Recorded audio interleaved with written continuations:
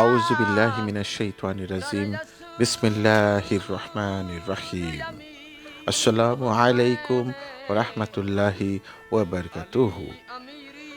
আরবের মরুর বুকে মদিনা নগরীতে জন্ম নিল এক শিশু, যার নাম ইতিহাসে অমর হয়ে থাকবে।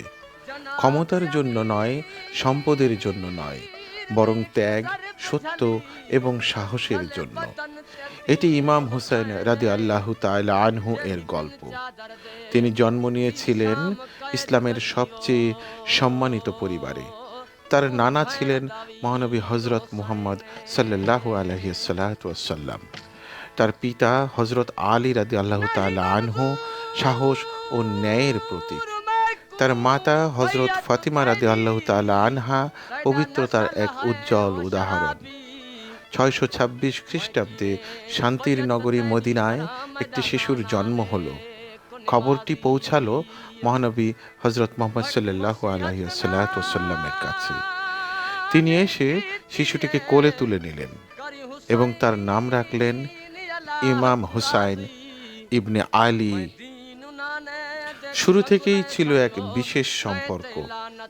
মহানবী সাল্লাল্লাহু আলাইহি সাল্লাম তাকে গভীরভাবে ভালোবাসতেন। তাকে কোলে তুলে নিতেন, খেলতেন, কাছে রাখতেন। বিভিন্ন বর্ণনায় পাওয়া যায় হুসাইনকে ভালোবাসা মানে নবীকে ভালোবাসা।